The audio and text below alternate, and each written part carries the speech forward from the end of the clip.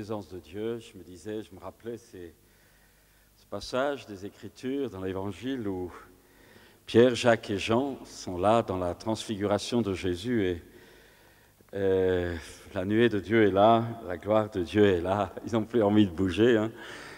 Et il dit, Seigneur, il est bon que nous soyons ici, on va faire une tente pour toi, une tente pour Élie, une tente pour Moïse. Eux, ils étaient prêts à coucher à la belle étoile.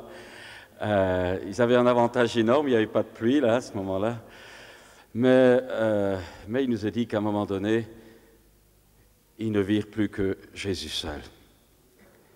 Et c'est cela la raison profonde aussi de ce genre de rencontre, au travers des différentes interventions, au travers de la louange, de l'adoration. Je regardais là peut-être l'équipe, je disais, c'est vrai, vraiment, ça progresse dur. C'est réjouissant de voir que chacun ainsi progresse à la fois individuellement, à la fois communautairement.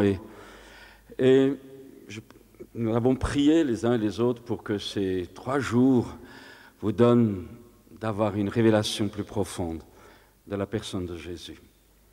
C'est de lui, c'est en lui, c'est par lui que toutes les choses de Dieu se vivent. Et dans la mesure où vous allez capter dans cet esprit qui est là, vous allez capter la révélation de la personne, du cœur de Jésus. Vous n'allez pas partir bredouille parce que, en le voyant avec les yeux de la foi, vous allez être transformé à son image.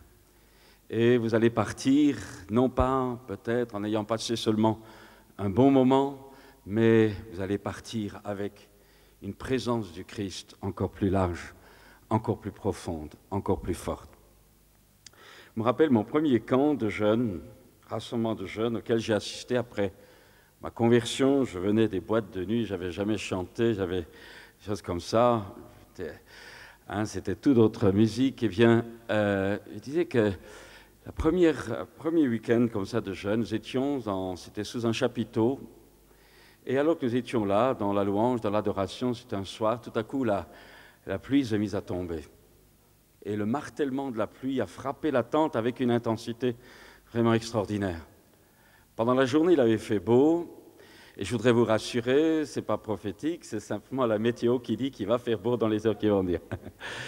Et nous étions là, il avait fait beau pendant toute la journée. Il y avait une faim de Dieu dans mon cœur, il y avait un désir. Je venais de sortir du monde, je cherchais, Dieu m'avait touché, mais j'avais soif de davantage. J'avais soif et faim réellement d'un contact, d'un attouchement de Dieu. Et j'avais besoin vraiment que les écailles tombent, j'avais besoin que le ciel s'ouvre sur moi. Et pendant, avec quelques copains de votre âge, nous étions partis dans la nature. Je me prenais un peu pour Moïse. Je hurlais là dans la nature, « Seigneur, fais-moi voir ta gloire.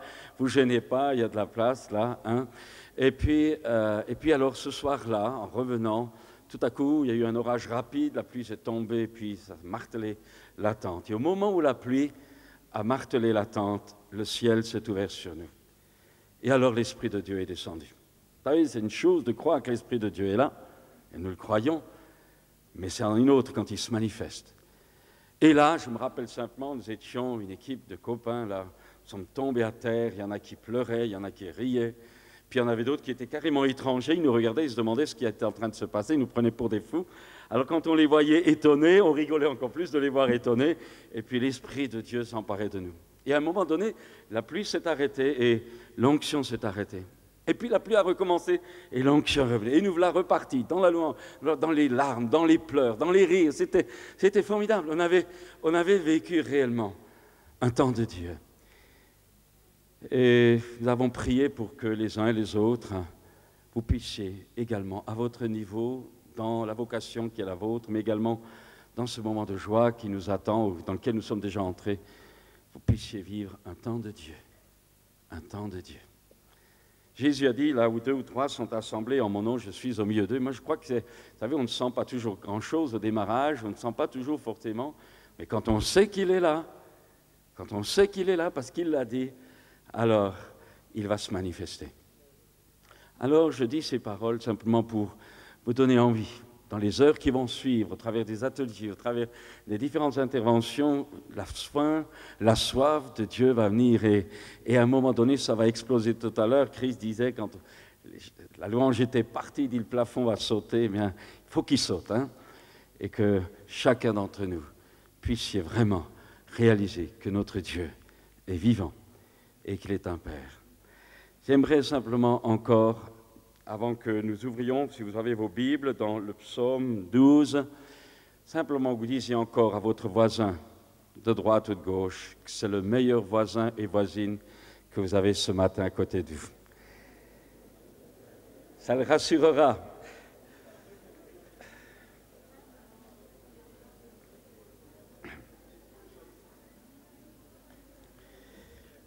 On va peut-être, si vous voulez bien, les lire à haute voix, le psaume 12. Faites voir un peu si vous avez vos Bibles, parce que quand jeune, vous faites voir, là, levez un peu vos Bibles, là.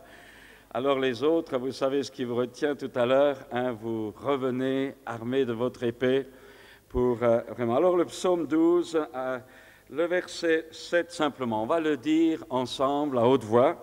Au psaume 12, le verset 7, on y va.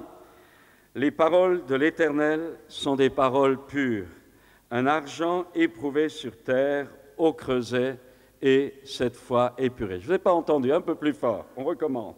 Les paroles de l'Éternel sont des paroles pures, un argent éprouvé sur terre au creuset et cette fois épuré.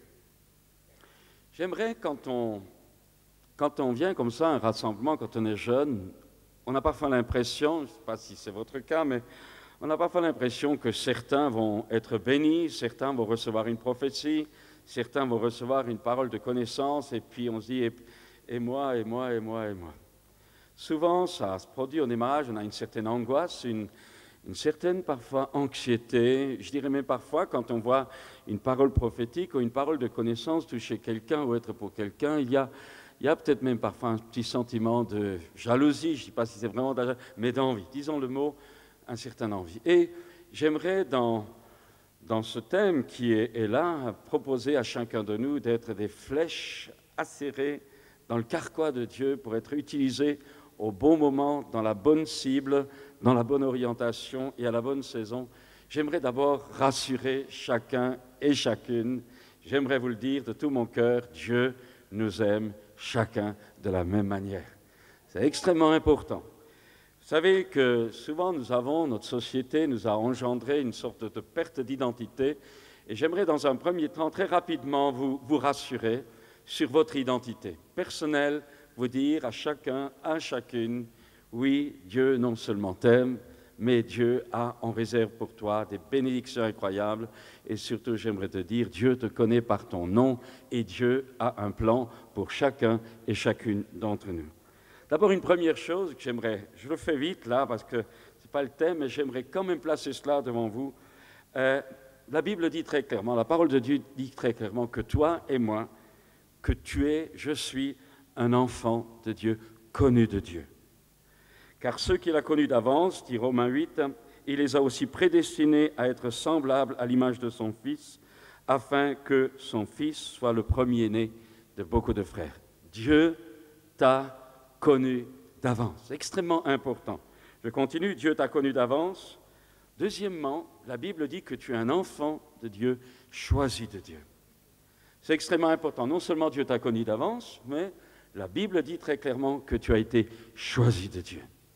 Choisi de Dieu, dans Éphésiens 1, il nous a choisis en Christ avant la fondation du monde pour que nous soyons saints et irréprochables devant lui. Il nous a choisis. Il t'a choisi. C'est lui qui t'a choisi. C'est lui qui t'a aimé le premier.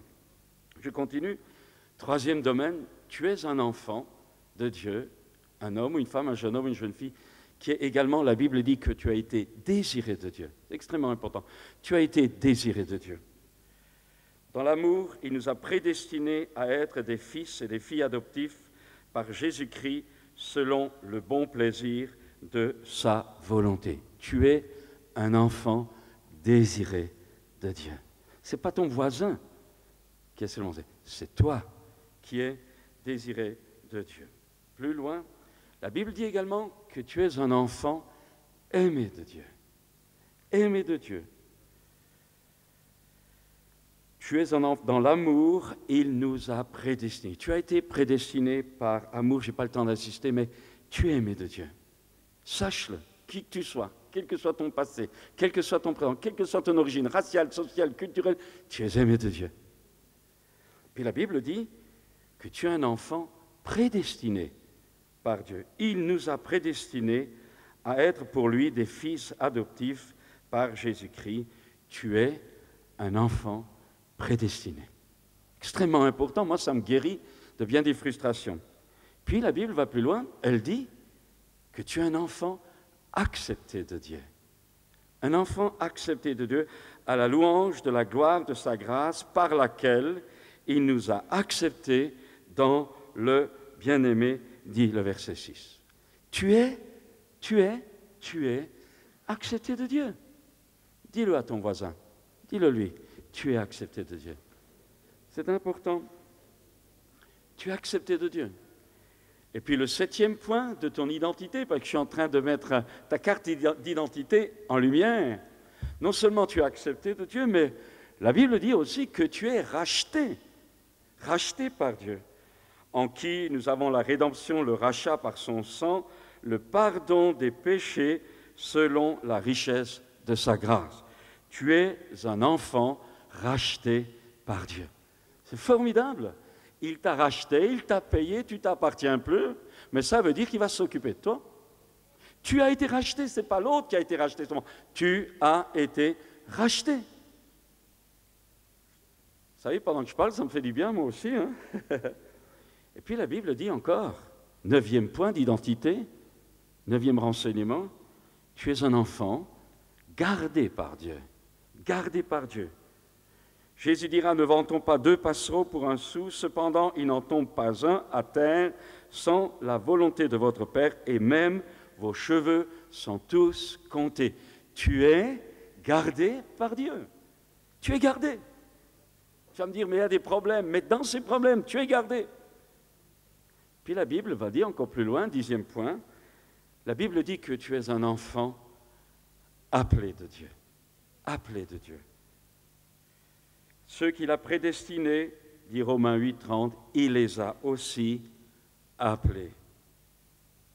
Il t'a appelé, il va encore t'appeler pendant ces jours, parce qu'il t'a prédestiné, parce qu'il t'a accepté, parce qu'il t'a aimé, et parce qu'il veut te garder, et parce qu'il te garde. Et puis, la Bible dit encore, 11e trait d'identité, que tu es un enfant justifié par Dieu. Tu es un enfant, étant donc justifié par la foi, nous avons la paix avec Dieu par notre Seigneur Jésus-Christ, Romains 5. Tu es un enfant justifié. Ça veut dire que ta marche avec Dieu ne dépend pas de ce que tu es juste ou pas juste. Ta marche avec Dieu dépend tout simplement d'oser croire que ta justice, c'est sa justice, que c'est Jésus, ta justice, que c'est lui qui a tout fait, et que Dieu, au travers du sang de Jésus, te voit juste. Tu as été justifié par grâce. C'est formidable. Ça veut dire qu'aucun d'entre nous ne sera privé de la bénédiction de Dieu pendant ces 3 jours. Justifié par Dieu, et je continue, qui accusera les élus de Dieu? Qui va t'accuser? Le diable, tes péchés, tes fautes? Il suffit que tu viennes simplement tel que tu es, te reposer, te confier, t'abandonner dans la justice de Jésus. Et qu'est-ce que dit la Bible? Qui accusera les élus de Dieu? C'est Dieu qui justifie. Il y a également, la Bible dit également que tu es un enfant régénéré par Dieu. Régénéré par Dieu, les choses anciennes sont passées pour toi, voici, toutes choses sont devenues nouvelles. Tu te rends compte? Toutes choses sont devenues. Ose le croire ce matin, ose le croire pendant ces 3 jours, ose le croire, parce que c'est vrai. Et puis, la Bible dit encore, tu as été un enfant, tu es un enfant sanctifié par Dieu, c'est-à-dire à ceux qui ont été sanctifiés en Jésus-Christ, appelés à être saints. Tu es un enfant de Dieu, mis à part, sanctifié. Dieu a un plan pour ta vie, c'est fait, il t'a sanctifié, ça veut dire que Dieu va te bénir. Et puis enfin, je termine par l'autre dernier point, tu es un enfant glorifié par Dieu. Glorifié par Dieu. Il nous a fait asseoir, dit la Bible, dans les lieux célestes en Jésus-Christ, et plus tard, il transformera le corps de notre humiliation en le rendant semblable au corps de sa gloire. Il nous a appelés, il nous a prédestinés et il nous a glorifiés. C'est extrêmement important que tu réalises ça. Je répète rapidement, tu as été connu de Dieu, tu es choisi de Dieu, tu es désiré de Dieu, tu es aimé de Dieu, tu es prédestiné de Dieu, tu es accepté par Dieu, tu es racheté par Dieu, tu es créé par Dieu, tu es gardé par Dieu, tu es appelé par Dieu, tu es justifié par Dieu, tu es régénéré par Dieu, tu es sanctifié par Dieu et tu es glorifié. C'est pas formidable? Moi, je trouve que c'est formidable d'être chrétien parce que nous avons les promesses de ce temps pour maintenant et les promesses de la vie éternelle. Pourquoi est-ce que j'ai voulu vous rassurer d'abord au démarrage? Tout simplement parce que je vais maintenant, comme toute flèche qui doit être acérée, il faut couper la pointe. Et dans votre vie, comme dans la mienne, dans ce plan général que Dieu a pour chacun d'entre nous, dans cet amour que Dieu a pour nous, Dieu ne veut pas faire de nous des chiffres molles, Dieu ne va pas faire de nous des mollassons, mais Dieu veut faire de nous des flèches aiguës dans son carquois, être capable, formés pour être utilisés à l'heure et dans le temps de Dieu. Alors, j'aimerais dire que le plan de Dieu, c'est que ta vie est un sens spirituel éternel. Le plan de Dieu, c'est pour l'éternité, c'est à la fois te préparer ici-bas, mais pour un objectif, pour une réalité qui n'est pas seulement pour cette terre, mais une réalité éternelle. Ça veut dire qu'au niveau de tes études, au niveau de ton travail, au niveau de ton mariage, au niveau de tes investissements, du temps, des finances, au niveau des vocations, tu es appelé, tu es régénéré, tu es connu, tu es prédestiné à accomplir une vocation qui va te porter, dont le résultat final est l'éternité tout entière.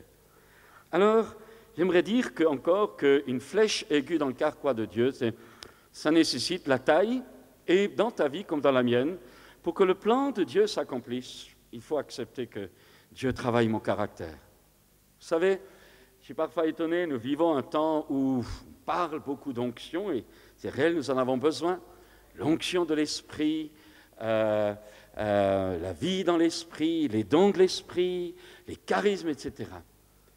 Mais vous savez que dans le tabernacle, il y avait les trois parties, le parvis, le lieu saint et le lieu très saint. Dans le lieu saint, il y avait le chandelier. Donc il y avait toute cette vie de l'esprit à laquelle nous sommes appelés à entrer, à vivre dans plein de dimensions de ce chandelier du Saint-Esprit, dans toutes ses facettes, etc. Mais la Bible et la réalité chrétienne nous fait aller beaucoup plus loin que cela. Elle nous fait pénétrer dans le lieu très saint où nous réalisons à un moment donné que nous sommes enfants du Père et que nous sommes des fils et des filles.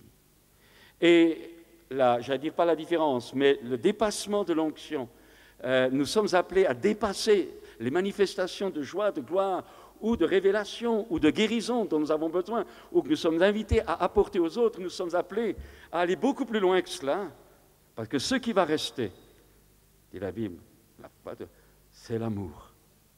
Et c'est votre caractère, c'est mon caractère qui restera dans l'éternité. Et ce caractère, c'est parce que toi, tu feras pour Dieu, c'est ce que tu auras appris pendant ce pèlerinage ici-bas, à laisser Jésus faire au travers de toi. Donc, nous devons comprendre qu'il y a l'Esprit de Dieu qui agit, et il va agir au milieu de nous, mais il va agir au travers de la parole, au travers des orateurs, au travers de l'action, de ta conscience, de ton intelligence renouvelée. Il veut également agir pour que ton caractère soit transformé. Dieu ne veut pas seulement te sauver, Dieu ne veut pas seulement te guérir, il veut te transformer. Et c'est extrêmement important. Et je dirais qu'aujourd'hui, nous avons besoin d'une génération de jeunes qui ne vivent pas seulement les choses de Dieu, les bénédictions de Dieu, les encouragements de Dieu, les manifestations de Dieu, mais nous avons besoin de jeunes hommes, jeunes femmes, jeunes gens, jeunes filles, qui ont un caractère trempé, solide, persistant, des leaders, des pionniers, des exemples pour notre génération. Et c'est à cela que je pense que Dieu veut travailler dans ces quelques heures que nous allons passer ensemble. Je dirais encore que pour travailler le caractère, il n'y a pas 36 clés, il n'y a pas seulement, ou il n'y a pas à vivre à l'abondance, il y a à également apprendre à renoncer. Parce que la véritable onction vient dans la souffrance du renoncement. La véritable puissance que Dieu veut déverser sur toi vient au travers de l'acceptation que ce qui, dans ma vie, est un obstacle à la place de Jésus dans mon cœur, dans mon existence, eh bien, le renoncement à ces choses qui sont des obstacles permet à Christ d'envahir toute ma vie. En un mot, il faut qu'il croisse et que je diminue, et ça fait mal parfois. Et quand on taille une flèche, si elle avait le pouvoir de crier, elle dirait « aïe, aïe, aïe ». Et parfois, les flèches vivantes que nous sommes, nous avons des sœurs marteaux, des frères clous et des sœurs scie. Ça fait mal parfois. Mais le but de Dieu, c'est de tremper, c'est de travailler notre caractère. Parce qu'en réalité, vous devez le comprendre, celui qui n'a pas l'esprit de Christ, c'est-à-dire la nature du Christ, le caractère de Christ, la douceur de Christ, la personnalité de Christ, ne lui appartient pas.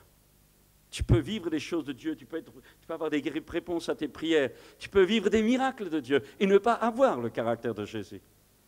Mais Dieu veut, dans ces quelques jours, te faire aller jusque dans le cœur même de Dieu afin que tu réalises comment tu es aimé. Parce que le plan de Dieu, c'est de te rendre semblable à l'image de son Fils. Alors, je l'ai dit tout à l'heure, alors j'aimerais maintenant prendre quelques exemples. Quelques exemples, je prendrai peut-être la vie d'un jeune de votre âge, peut-être un peu plus, que vous connaissez, ça fait des années que je n'ai pas prêché là-dessus. Rappelez, je pense que c'est Dieu aussi qui m'a donné cela pour vous, c'est l'exemple de Joseph. Vous connaissez Joseph, un jeune homme de 17 ans qui, au milieu de ses frères, eh bien, a tout à coup des songes. Mais un songe, pas simplement un rêve, dû au nombre d'heures qu'il a passé devant la télé. Non, non. Et il a eu un songe qui venait de Dieu et qui l'a marqué. Et au moment du réveil, ça le marque tellement qu'il va le raconter à ses frères, il va le raconter à ses sœurs, et il raconte que tout à coup, alors qu'ils étaient en train de gerber de ramasser les gerbes dans les champs, eh bien, les gerbes de ses frères se sont prosternées devant la sienne. Ah, la bénédiction, ça y est. Il va dire ça à son père qui... Bon, ensuite, la deuxième fois, il a un deuxième songe, et là, c'est la nuit. Tout à coup, il rêve, il voit le soleil, la lune, et 11 étoiles se prosterner devant la sienne.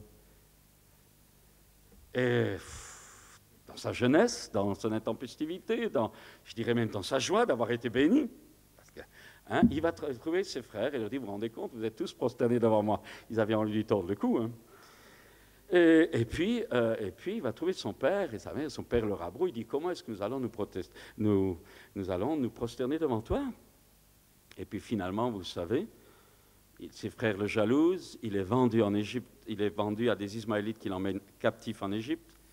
Et là, au bout de tout un temps, après différentes étapes que j'aimerais rapidement rappeler, il va finir par le second du trône. Il va être nommé après un songe qui va expliquer à Pharaon cette année de fertilité et cette année de famine. Il va expliquer ça à Pharaon et il va être nommé gouverneur sur toute l'Égypte. Mais avant d'être gouverneur sur toute l'Égypte, il a connu des moments difficiles.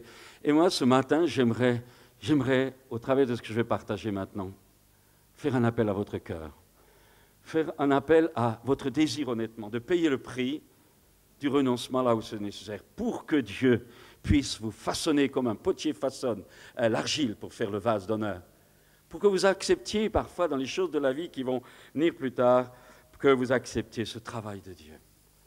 Et on voit quelques défauts que vous avez, que j'ai, que nous pouvons avoir.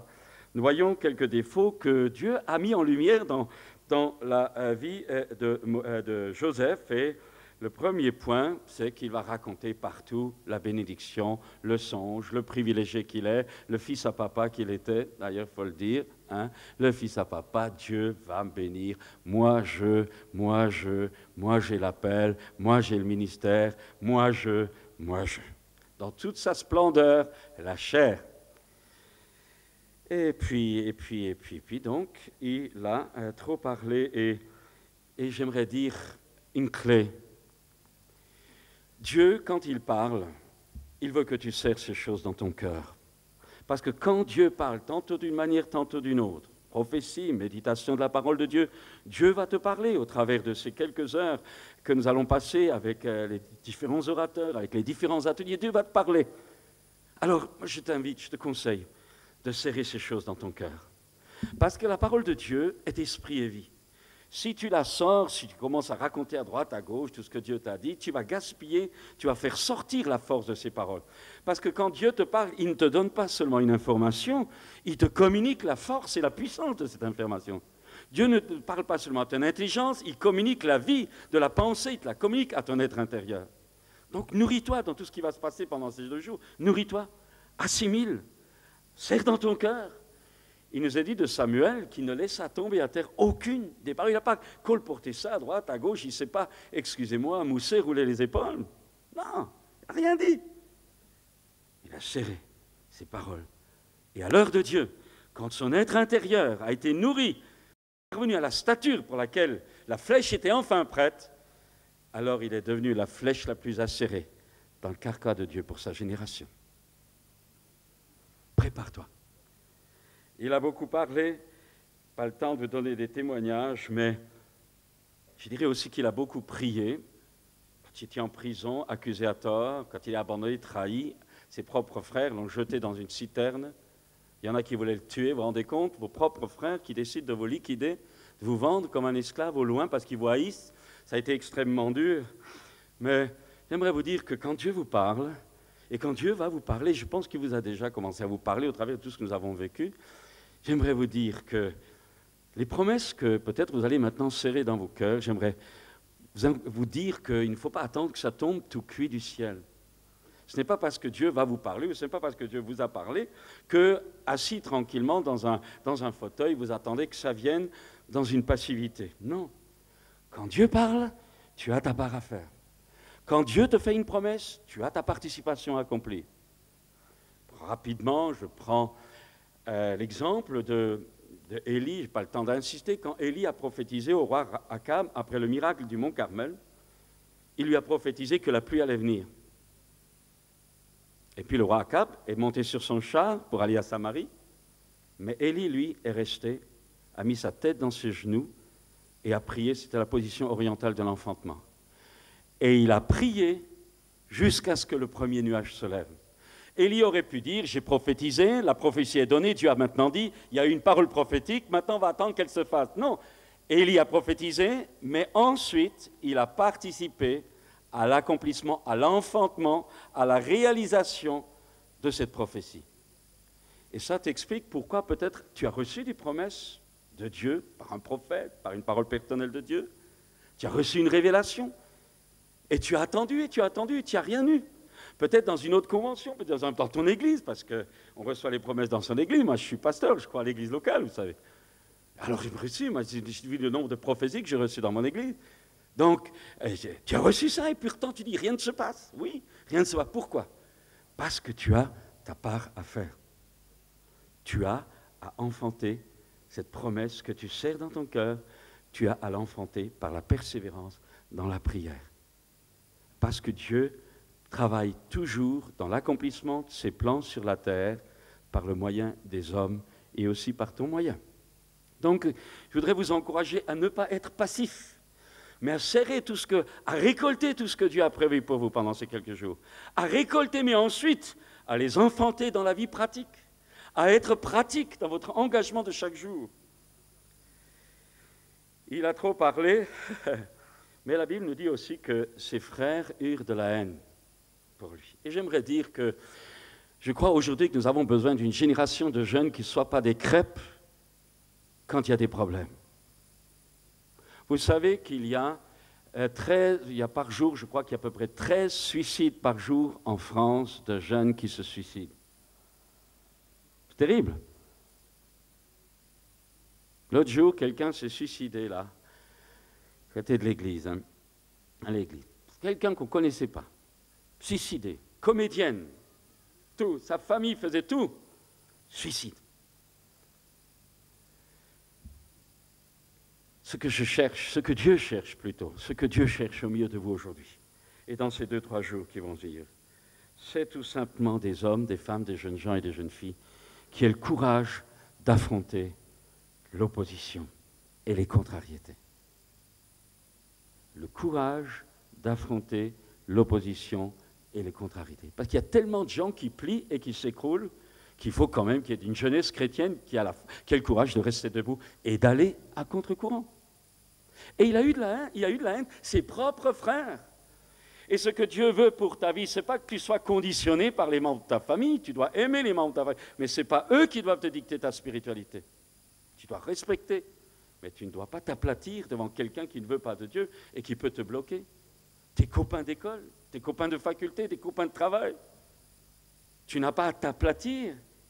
Ce n'est pas toi qui dois subir la loi des autres, c'est toi qui dois influencer les autres. Et je cherche et nous cherchons pour Dieu, pour vos églises, pour les endroits où vous vivez, pour vos foyers, pour vos familles, pour votre environnement. Nous cherchons des jeunes qui donnent, qui influencent, qui communiquent, qui sont des témoignages vivants parce qu'ils auront accepté d'être travaillés pour être une flèche aiguë dans le carquois de Dieu.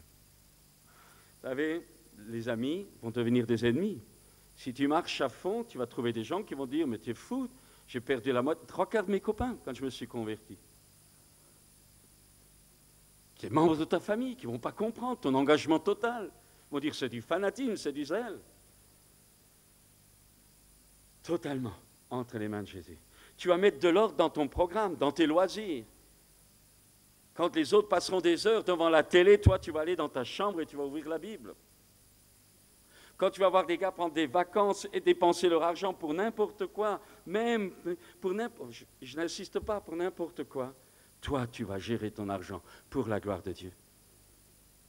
Quand tu vas voir les gens utiliser leur temps de loisir, leur temps de liberté pour se remplir leur satisfaction, toi, tu vas apprendre peut-être à ce temps de loisir à le mettre à part pour jeûner, à le mettre à part pour prier, à le mettre à part peut-être pour évangéliser, à sortir parfois, alors que les autres s'amusent, ils sont tout contents, c'est joyeux d'être chrétien. Toi, tu vas foncer et tu vas chercher les âmes perdues. Tu vas payer le prix du feu de Dieu. Bien sûr, tu peux copier les autres. Facile de copier les autres. Mais nous cherchons pour Dieu des jeunes gens et des jeunes filles qui ne copient pas les autres, mais qui donnent envie d'être copiés par leur propre relation avec Jésus. Et puis, alors, ça va poser des problèmes. Hein. Et puis, j'ai dit tout à l'heure, c'est parfois terrifiant d'oser être chrétien. C'est terrifiant, mais c'est purifiant. Parce que ça te libère de toute ta vieille nature. Je dirais encore autre chose. Joseph, à un moment donné, s'est perdu. Il ne savait plus où étaient ses frères, il ne savait plus où il en était, il était au fond de la... Et en plus de ça, la menace de mort, etc. Il va se produire dans ta vie chrétienne, si vraiment tu t'engages, si vraiment tu marches, ne crois pas que le ciel va toujours être au bleu, la preuve, regardez. Mais spirituellement, ton ciel ne va pas toujours être bleu. La vraie foi, ce que nous cherchons pour Dieu chez vous, la vraie foi, ce n'est pas ce que tu fais quand Dieu te répond. La vraie foi, c'est qu'est-ce que tu fais quand Dieu ne répond pas. C'est ça, le calibre d'un jeune homme, d'une jeune fille de Dieu. Et ça, on le cherche. Dieu le cherche, parce qu'il t'a destiné à être fort. Et nous cherchons des leaders, nous cherchons des pionniers, on cherche des gars et des filles qui ont des tripes, qui en veulent. Ça coûte de lâcher les copains, ça coûte de ne pas faire comme les autres. Mais l'investissement que tu fais en renonçant à bien des choses que les autres veulent garder, au temps convenable, à la saison convenable de Dieu, dépassera largement en résultat tout ce que les autres auront pu apparemment vivre. Quand j'étais jeune converti, j'avais des copains qui commençaient à prêcher, des facilités humaines 100 fois plus que moi, des capacités, tout était baigné dans l'huile, marchait, etc. Moi, je ne savais pas prêcher, je ne pouvais pas prêcher, je ne prêche pas bien non plus maintenant. J'étais là, etc. Alors je dis la seule chose, mais j'avais le feu de Dieu qui bouillonnait. Alors quand eux, après avoir bien prêché leurs notes, c'était des intellectuels, ils pouvaient ensuite, ils allaient au ciné, ils allaient ici, ils allaient là, tranquille, moi j'étais chez moi à la maison, je pleurais devant Dieu, c'est-à-dire, tu vois, je suis un incapable. Mais quand ça a été le temps de Dieu, quand je me suis retrouvé pasteur stagiaire, quand on a ouvert cette église ici, quand on a ouvert d'autres églises, quand on s'est retrouvé avec l'œuvre de Dieu en Afrique, ce n'était pas moi. C'était simplement le résultat d'une vie personnelle, parfois longue, difficile, solitaire, où Dieu a pu inscrire la vocation qui est la mienne. Et c'est la plus petite par rapport à beaucoup d'entre nous ici. Et dans ce genre de travail, vous êtes seul. Est-ce que tu es prêt à accepter ce genre de formation? La solitude, l'incompréhension. Les gens ne te comprennent pas. Les gens veulent vivre la masse, ils veulent suivre la foule. Les gens veulent la foule. Mais toi, n'oublie pas que tu as été aimé individuellement, tu as été choisi individuellement, tu as été prédestiné individuellement et tu as été adopté individuellement pour une relation personnelle avec Jésus. Et cette relation personnelle avec Jésus va te permettre alors de vivre une relation authentique avec tout l'ensemble du corps. Un autre point, vous savez, à un moment donné, je l'ai dit, Joseph s'est retrouvé seul dans un puits. Heureusement que le puits était sec. Et parfois, tu vas être seul. Et là, les gens n'aiment pas. Remarquez, on n'aime pas, puis le téléphone, ça marche bien dès qu'il y a un bobo au téléphone. Non. Dès qu'il n'y a pas, on se plaint. Dès qu'on est touché, on se plaint. Non. Ça, c'est être un bébé. Mais la maturité, ce que nous cherchons, ce que Dieu cherche en vous, en moi, c'est des gars solides, qui ne pleurent pas toujours, qui ne se lamentent plus toujours. C'est des filles costauds, qui savent encaisser les moments difficiles, qui savent encaisser les moments de solitude. Vous savez, Joseph, dans le puits, il a dit « Où est mon papa ?» Où est mon papa? Vous savez, on parle beaucoup des pères spirituels maintenant. Mais je crois de tout mon cœur, malgré tout ce qu'on peut dire, je crois de tout mon cœur qu'il y a un moment dans ta vie comme dans la mienne où Dieu enlève tous nos pères spirituels pour que nous réalisions que notre source profonde, ce n'est pas tel père spirituel autre, mais que c'est notre source profonde est en Dieu, le vrai Père. Et ça coûte. Ça coûte, c'est facile de projeter, de reprocher peut-être à notre environnement. Mais c'est justement dans ces moments où tu as envie de reprocher, dans des moments où apparemment, dans ta justice humaine, ça paraît injuste, ces trucs-là. C'est vrai, c'est injuste, apparemment. Mais quand tu apprends, au travers de ces différents temps de solitude et de souffrance, à chercher ton Dieu et à t'entendre en lui, alors il partagera son intimité dans son sanctuaire avec toi, à l'heure de Dieu. Dieu veut, à ce moment-là, te révéler sa paternité. Je crois que la vraie paternité, ou la paternité de Dieu, nous connaissons, c'est pas seulement avoir reçu une révélation, je le crois, une révélation, je l'ai vécu, une révélation, non seulement de Dieu comme notre Dieu, qui nous a sauvés, qui nous a régénérés, mais nous encourageons chacun d'entre vous à pénétrer dans le lieu très saint, à avoir la révélation de la paternité de Dieu, c'est-à-dire du cœur du Père de Dieu. Ça, c'est clair. C'est une révélation. Mais j'aimerais vous encourager encore à aller plus loin que ça, plus loin qu'une révélation du Saint-Esprit quant au cœur du Père.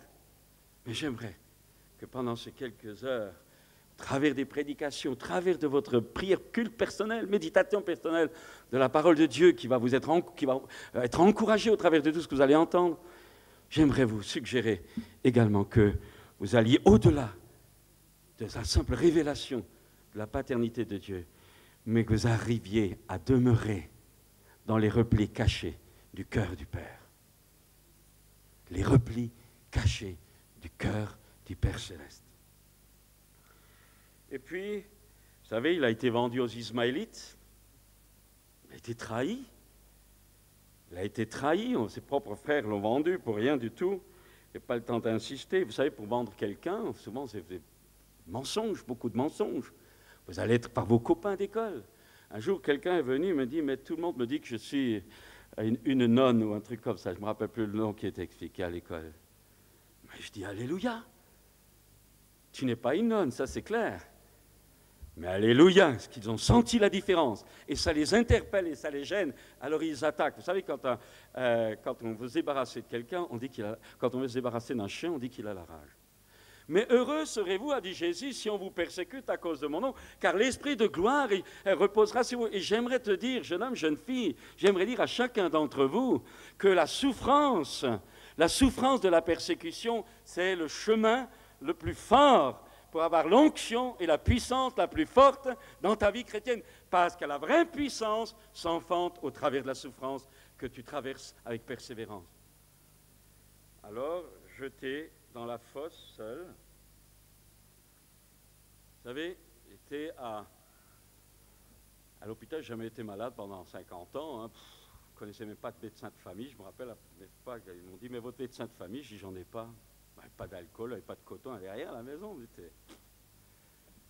Mais vous savez, quand vous êtes là, vous êtes attaqué, vous criez à Dieu, vous ne savez pas, rien ne se passe, vous avez toujours ceux qui pensent bien en disant, vous avez sûrement un péché quelque part, et vous le premier, vous le dites. Vous cherchez, vous fouillez, vous retournez comme une chaussette. Et puis vous savez, ceux qui vous n'ont pas trop aimé pendant la vie, ils cartonnent, mais on m'avait envoyé à l'hôpital même une prophétie, et on dit, c'est l'heure de Dieu, Dieu enlève les leaders. C'était sympa. C'était très sympa. Ça ne veut pas dire que j'étais parfait, loin de là. Mais je vais vous dire quelque chose. Quand je parle des révélations du cœur du Père, là, 3 heures du matin, quand le diable vous accuse, quand tout vous accuse, vos propres péchés vous accusent, vos propres erreurs vous accusent, lorsqu'à un moment donné vous avez la révélation, alors, par les Écritures, je crois que tout doit passer par les Écritures rendues vivantes, parce que ça reste, eh bien, que finalement, de toute façon, je n'avais rien compris, parce que ce n'était pas ma justice qui comptait, c'était sa justice. Sa justice. Ce matin, ce n'est pas le bien ou le mal que tu as pu faire qui doit te bloquer. Tu dois croire à sa justice. Il te suffit simplement de vouloir vivre ces choses. Je dirais encore, vous savez, il a été vendu à Potiphar, et vous connaissez l'histoire de cette femme de Potiphar, qui l'a tenté, qui tous les jours lui a dit « couche avec moi ». Et dans ta vie, comme dans la mienne, tu seras épluché. Parce que si tu veux servir Dieu, regardez, un jour, Jésus a dit à Pierre, le Satan vous a réclamé pour vous cribler comme le froment, mais j'ai prié pour toi afin que ta foi ne défaille pas. Et il faut que tu saches que quand tu vas passer des moments difficiles, il faut que tu saches qu'il y en a un qui prie pour toi, c'est Jésus, mais il y a aussi des frères et des sœurs qui prient pour toi. C'est pour ça que c'est important de faire partie d'une église. Alors, eh bien, chaque trait de caractère, l'orgueil, sexualité, et tu seras testé, tu seras tenté sur toutes ces choses. Alors je voudrais te rassurer.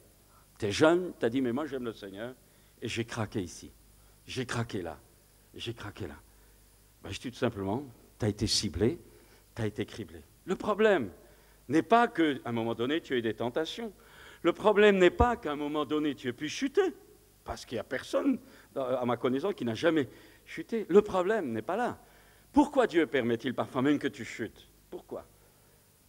Pour que tu apprennes à réaliser que là où, justement, tu pensais être fort, tu viens de piquer du nez. Que là où tu pensais ne pas avoir besoin, tu viens de faillir. Et tous les domaines de ta vie qui seraient peut-être ce qu'on pourrait appeler ta propre justice, j'ai jamais commis d'adultère, j'ai jamais fait ceci, j'ai jamais fait cela, toutes ces choses-là, écoutez-moi bien, Dieu se permettra parfois, je ne dis pas forcément dans l'adultère, c'est pas ce que je veux dire, mais je veux dire Dieu se permettra de te rendre parfois, permettra que tes pieds soient glissants parce qu'il va te lâcher avec tes propres forces pour qu'à un moment donné tu réalises que tes propres forces ne t'empêcheront jamais à un moment donné de ne pas succomber quelque part. Et c'est les luttes, les tests que tu vas avoir dans ta vie ou dans la mienne.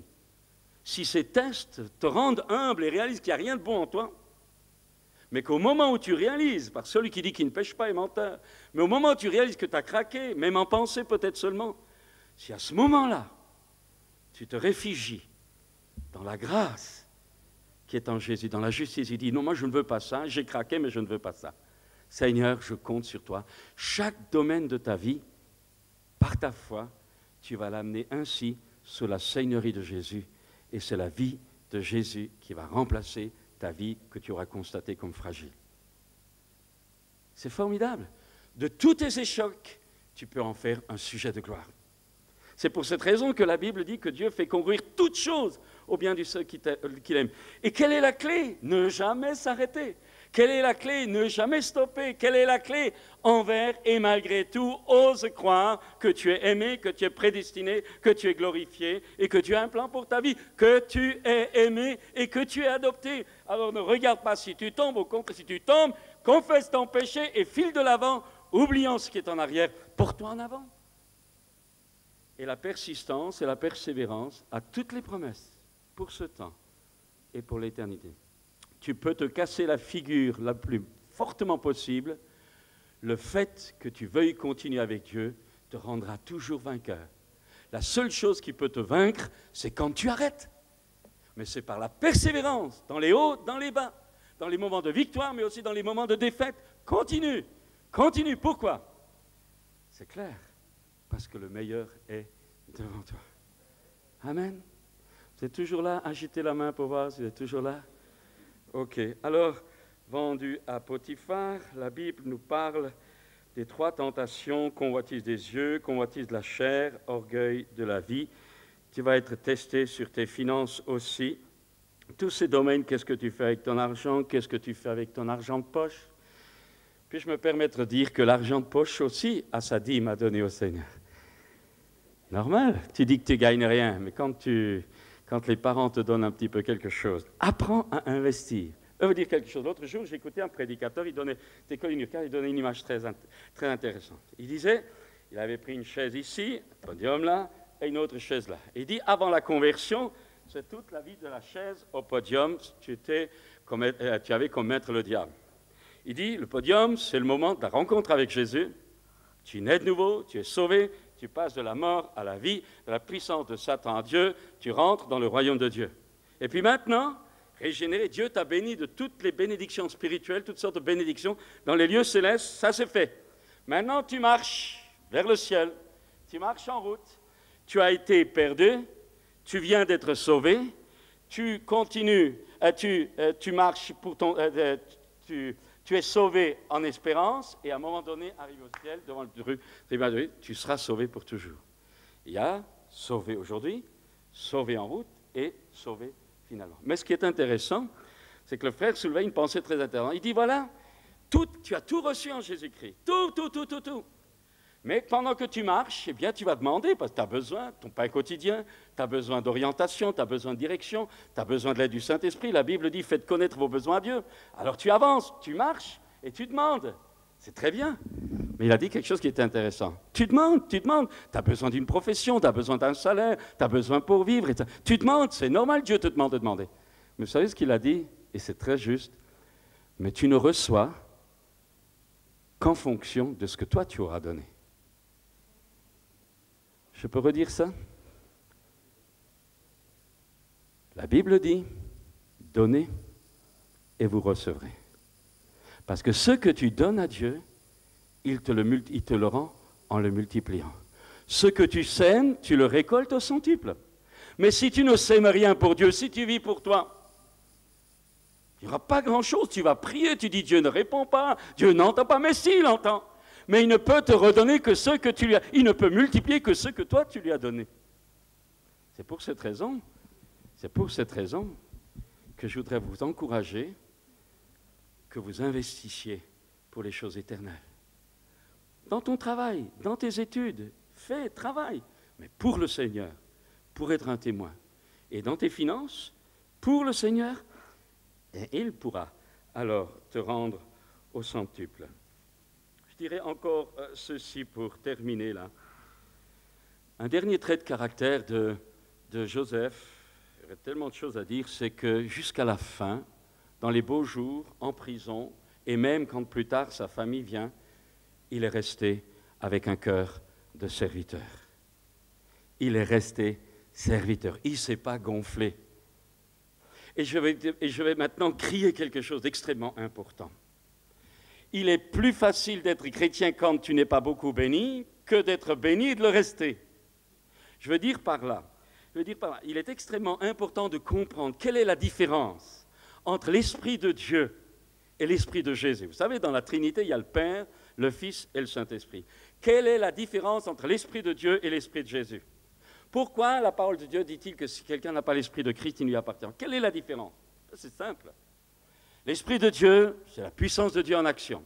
C'est lui qui accomplit, qui prend de ce qui est au Père, qui prend de ce qui est au Fils. C'est lui qui accomplit sur la terre l'établissement du royaume de Dieu avec nos prières, avec le plan de Dieu. Ça, c'est clair.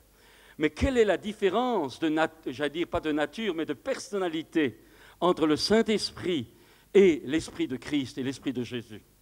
Quelle? C'est simple. C'est que l'Esprit de Dieu, c'est la puissance. C'est la colombe sensible, mais la puissance. Mais l'Esprit du Seigneur Jésus, la personnalité profonde du Seigneur Jésus, est un esprit de douceur.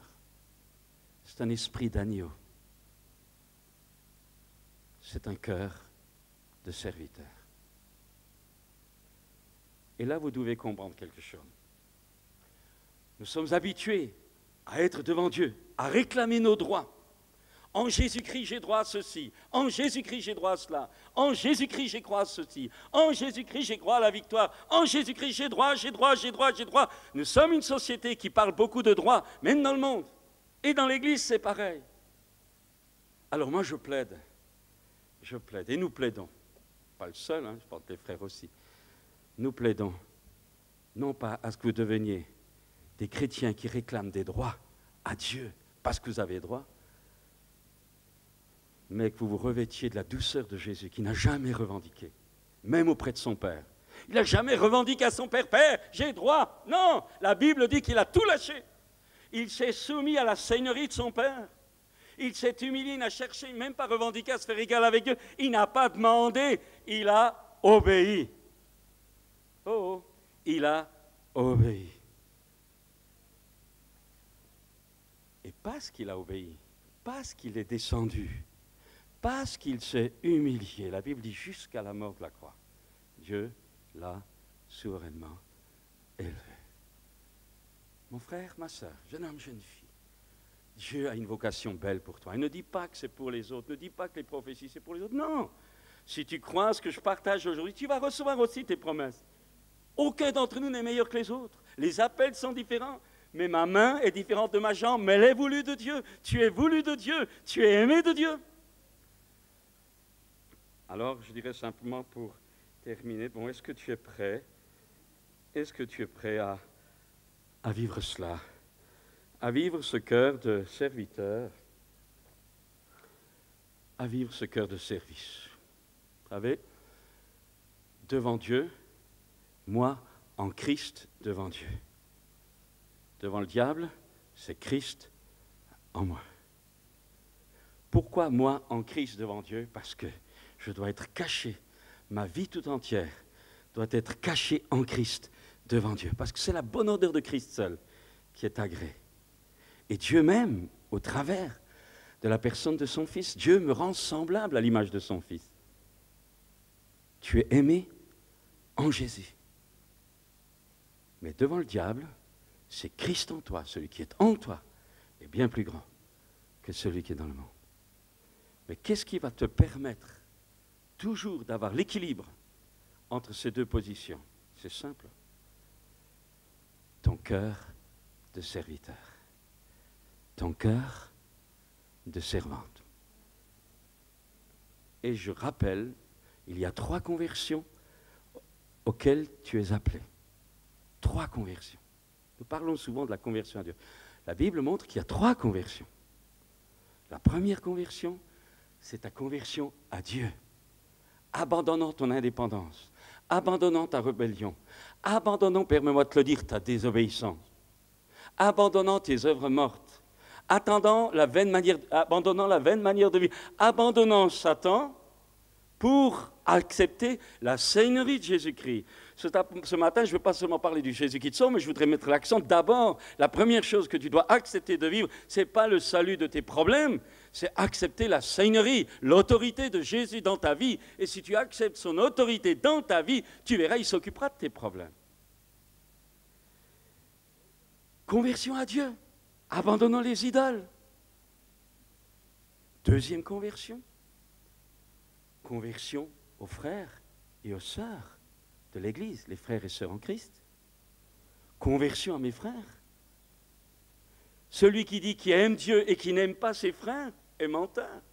La foi chrétienne, ce n'est pas de la théorie mystique vers là-haut, c'est quelque chose qui est concret, qui se pratique, qui s'exprime dans ta relation avec les autres. Conversion à tes frères et sœurs. Conversion à quoi? À les servir. Conversion à Dieu, je me donne à Dieu, je ne m'appartiens plus, Seigneur, je me voici, je me mets à ton service. Tout à l'heure, nous avons entendu, qui enverrai-je? Vous avez entendu? Qui enverrai-je? Est-ce que vous avez entendu cet appel de l'Esprit au travers de ce chant prophétique? Et je le répète, parce que l'Esprit de Dieu revient. Qui enverrai-je? Est-ce que tu veux dire oui? Est-ce que conversion à Dieu? Oui. Mais cette conversion à Dieu t'amène à une conversion à te rendre serviteur de tes frères et sœurs et de les aimer. Et enfin, conversion au monde. Ça veut dire quoi? Qu'il faut devenir mondain? Non. Conversion au monde, ça veut dire me mettre au service du monde, des gens qui sont dans le monde, pour qu'ils soient arrachés de la vaine manière de vivre et qu'ils soient sauvés. Donc, évangéliser, témoigner par ma vie, par mon foyer, par ma famille, par mon travail, être un témoin pour le monde, pas vivre pour moi, pas toujours être égocentrique, une sanction. Non. Conversion à Dieu, merci. Seigneur, envoie-moi. Conversion à mes frères, je suis serviteur et servante de mes frères. Conversion au monde, je veux être un témoin pour ce monde qui a tellement besoin de voir une jeunesse. Alors, le temps est avancé, peut-être simplement me permettre de faire un appel. De faire un appel, et cet appel est important parce que c'est le moment, si tu ne rates pas le reste, c'est le moment que maintenant tu viennes. Si tu réalises que tu ne t'es jamais vraiment donné à Dieu, je ne dis pas, Seigneur, bénis-moi, non, laissez ça pour l'école du dimanche. Je fais maintenant appel à des jeunes qui sont venus, vous avez payé une participation, vous avez sacrifié des vacances de Pentecôte pour venir ici, c'est un rendez-vous de Dieu. Alors j'aimerais d'abord m'adresser à ceux qui, jusqu'à ce jour, réalisent qu'ils n'ont jamais fait une rencontre personnelle avec Jésus. Alors, c'est le moment. C'est le moment. Pourquoi c'est le moment? Parce qu'il y a tellement de choses que Dieu a mis sur une table face à nous tous pendant ces quelques jours. C'est dommage de ne pas pouvoir venir manger. Alors viens manger gratuitement. Dieu t'offre tout cela. Mais, je ne veux pas vous tromper, mais je te demande de prendre dans ton cœur la décision maintenant de te convertir à Dieu et de t'engager à son service. En comptant sur lui, lui va t'aider. Tu auras des hauts, tu auras des bas, t'inquiète pas. Ce qui compte aujourd'hui, c'est ton cœur qui dit « Seigneur, me voici. Je te donne ma vie pour toujours. » Si tu réalises que jusqu'à ce jour, tu n'as jamais vraiment fait une démarche sérieuse sur ce terrain-là, peut-être as-tu même été baptisé, mais ça, tu as suivi la foule, quoi. Ou parce que c'était simplement intellectuellement, mais ce matin, je parle à ton cœur parce que je crois que Dieu va nous bénir pendant ces quelques jours. Alors, ne rate pas ça. Mais je ne te dis pas, ne viens pas pour être béni. Viens pas pour être béni, viens pas encore pour demander. Mais ce matin, je te dis, donne ta vie sans condition à Dieu. Il est Seigneur. Tu l'as chanté, on a tapé, on a dansé. Maintenant, fais-le. Maintenant, fais-le. Parce que tant que tu ne l'auras pas fait, c'est du vent. Parce qu'à la fois, sans l'action pratique, c'est du vent. Alors, je vous invite à vous lever tous un instant. Et il y a là ce frère qui s'est avancé. Je vous invite à incliner la tête, à fermer les yeux. Personne ne s'occupe des autres. Et si, dans tout ce que je viens de dire, vous réalisez, soit qu'il faut que vous donniez vraiment ce matin votre vie à Dieu, Jésus Seigneur. Et si, peut-être, vous l'avez fait, mais vous réalisez ce matin qu'il y a de la crainte dans votre cœur. Oui, Seigneur, j'ai peur de ce qui va m'arriver. Alors viens. Dieu va te donner la paix. Peut-être as-tu été déçu. Peut-être as-tu été trahi. Peut-être as-tu été incompris. Peut-être te sens-tu seul. Et c'est vrai, je ne veux pas commencer par le connaître, mais je sais que certains sont seuls. Vous êtes seuls, vous êtes venus avec un espoir. Mais cet espoir, Dieu est en train de commencer à vous répondre. Ne cherchez pas un voix de tonnerre. C'est tout simplement au travers de la parole qu'il est en train de vous répondre. Vous êtes seuls, vous êtes venus dans ce groupe, mais vous êtes seuls. Connaissez des moments de solitude terribles. Alors, je vous invite à vous avancer. Vous qui réalisez aussi que vous avez mal géré, mal orienté vos priorités. Je dirais tout simplement pour terminer, vous qui désirez que pendant ces quelques jours, tout soit mis à neuf, purifié, nettoyé, rempli, et qui avez faim de Dieu. Alors je vous invite, pendant que peut-être les musiciens viennent, je vous invite à sortir des rangs, à venir ici devant. Il n'y a pas de piège, nous allons prier pour vous et vous pourrez repartir à votre place. Mais maintenant, pendant que nous sommes là, Seigneur étend ta main. Maintenant, n'attendez pas. Je sais que plusieurs doivent venir. Écoutez, on est entre jeunes, c'est le moment d'en profiter. Ne vous occupez pas des autres. Sortez d'en, venez rapidement. Oh, un chant d'adoration. Oh, approchez-vous maintenant. Approchez-vous, Esprit de Dieu. Oh, si vous réalisez que vous avez honte ou vous avez peur de ce que les autres pensent, c'est que vous avez besoin d'avancer. Il faut vaincre ça maintenant. Vaincre, triompher. La peur, c'est un orgueil, vous savez. Approchez-vous. Vous voulez, vous pouvez mettre à genoux, rester debout, faites comme vous voulez, mais venez avec votre cœur. Venez à votre cœur, venez avec votre cœur. Et je vais demander à tous les responsables tranquillement de passer au milieu de vous pour prier. Simplement, les anciens aussi qui sont dans la salle, venez là simplement. Seigneur, étends ta main. Étends ta main. Voulez-vous lever vos mains vers le ciel comme un sacrifice vivant? Dites-lui maintenant, Seigneur, Seigneur, je viens, me voici, Seigneur. Me voici, je te consacre mon être tout entier. Je t'offre mon corps comme un sacrifice vivant. Je t'offre mon intelligence. Je t'offre mon avenir. Je t'offre mes lois. Je t'offre tout ce que je ressens dans ces moments sur lesquels tu as mis l'accent. Je viens. Seigneur, je viens. Y a-t-il encore quelqu'un? Simplement, ne pas faire de pression, mais venez.